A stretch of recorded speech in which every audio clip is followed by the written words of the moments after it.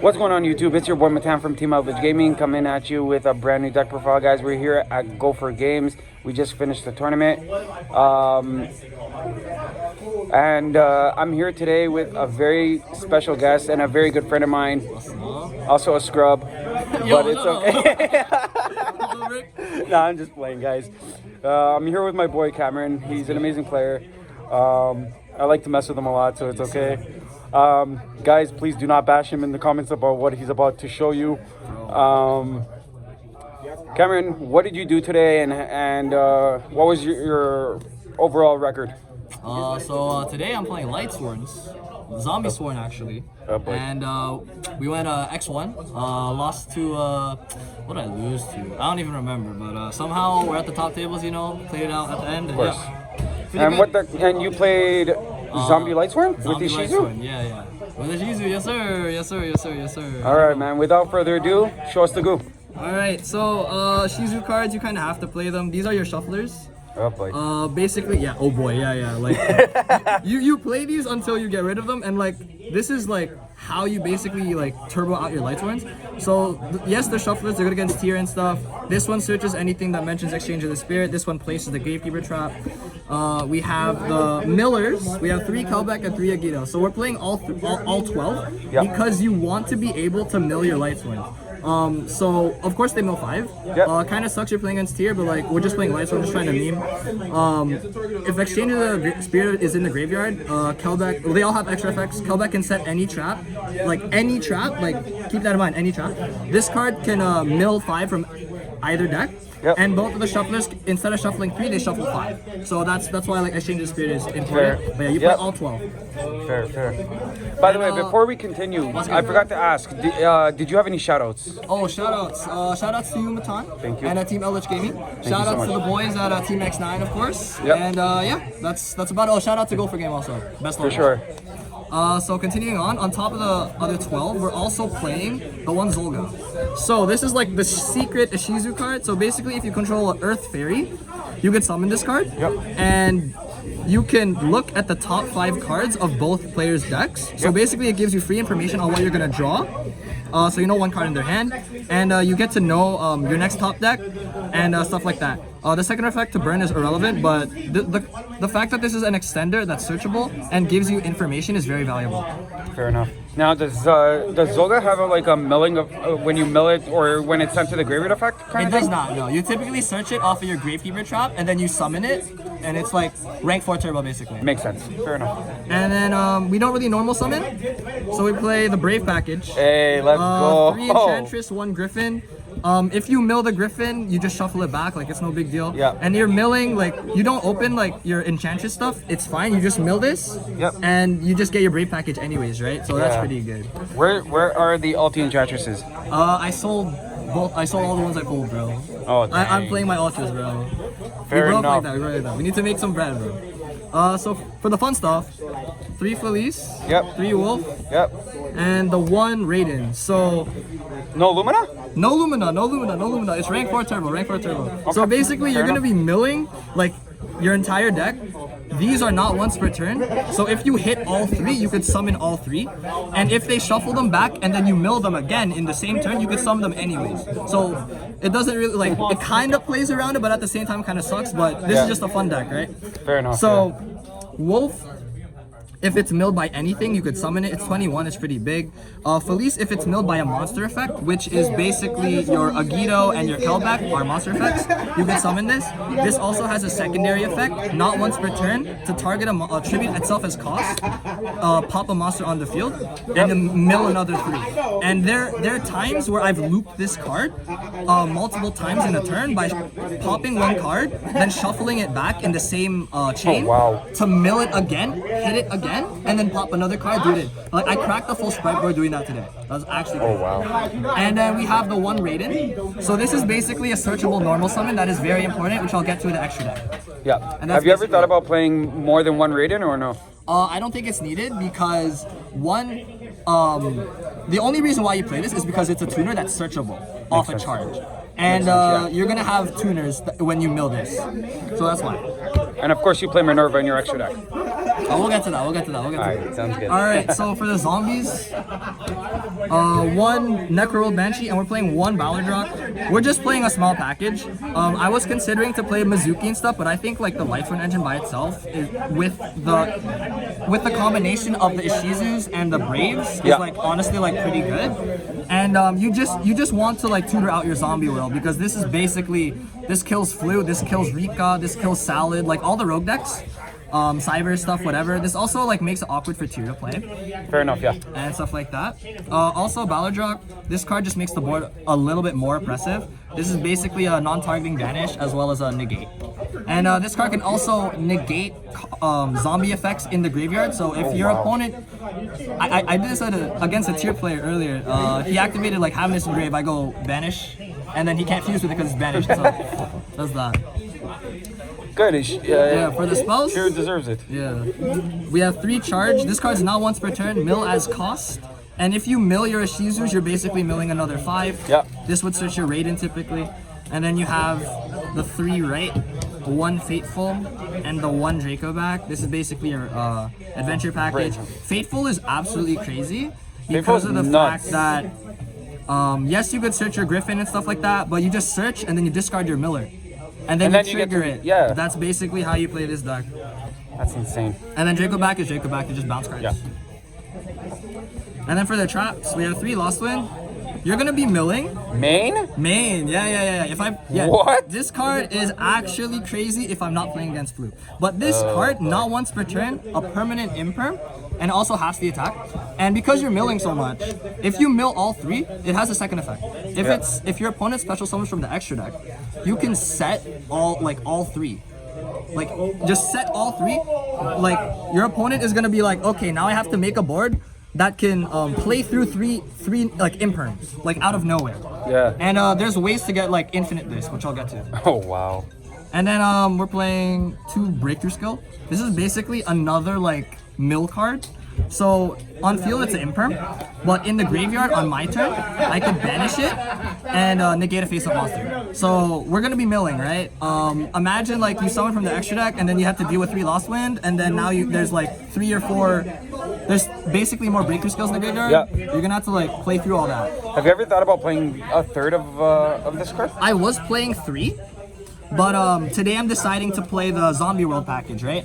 So it was originally Ballard Rock, but I want to test this today because this is already a 42 card list. Makes 42 sense. card.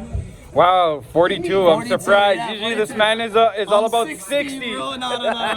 This is a Man, actually went down to 42. I'm dead. Kind of consistent. Yeah. And the last 2 traps are of course these 2. So we have a Gravekeeper trap, which is basically you could search an Earth Fairy and a Gravekeeper monster. Yeah. Like that's kind of cracked, and the fact that it also has a secondary effect where you can call the top card of the deck that your opponent is gonna draw. And then if you call it right, they discard it. So that's why you play the Zolga.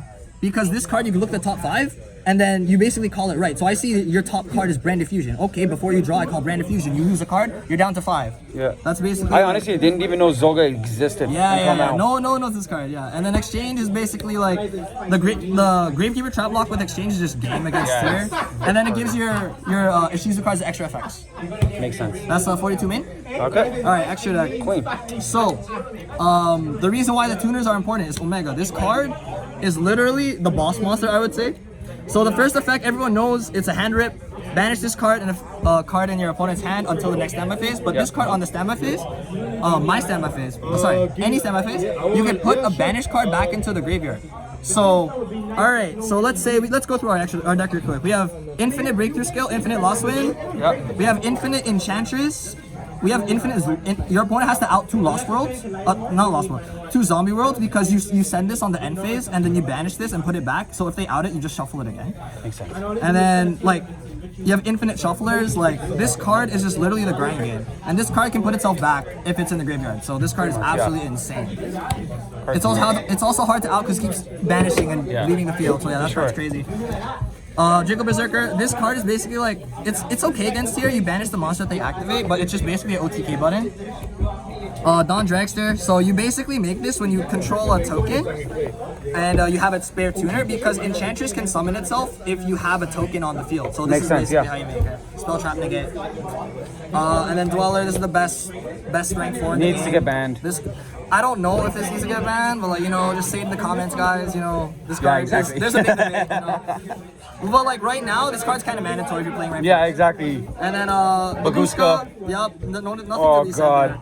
Yeah, Dugaris. This card is basically the unbrick. Yo, this card is crazy. This card is actually pretty good. So like, it has 3 effects. You could, the main one I use is the draw 2 discard one.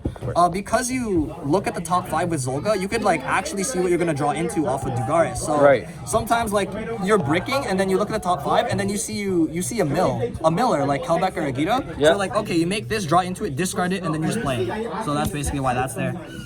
Tornado Dragon, this is your. I play this because it's back row removal. It's kind of a flex spot. I haven't seen somebody playing Tornado Dragon in years, I know. It's like rank 4 toolbox, bro. Like, yeah, pretty much. Like this card is like not even bad. Like you could I used to run that in Salad. you could like make nuts. you like make this pop a card and then you pop a card on their turn. Like it's not even even terrible.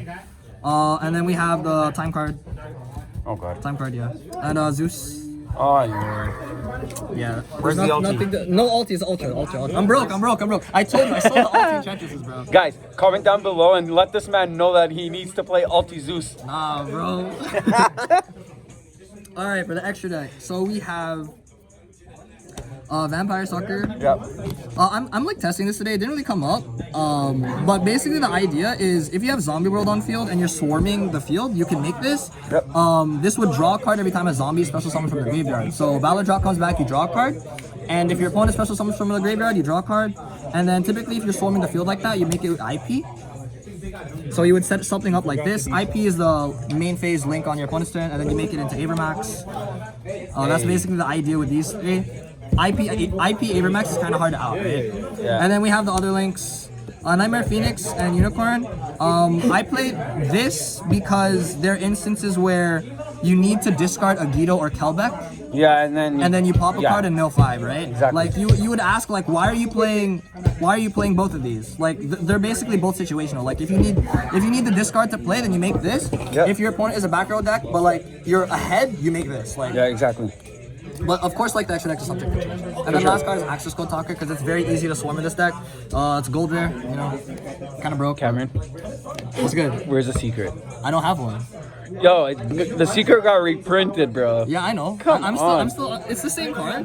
It's the same card. yeah, fair enough. Same card. Alright, excited? Fair enough. Yeah, for sure.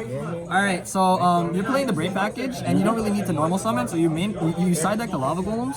Oh, let's And go. like this card is like ridiculous. Not once per turn to tribute. Yep, and I should know. You could summon this, then Draco back it back, and then it puts pressure on your opponent to play under 2 monsters. Which is crazy.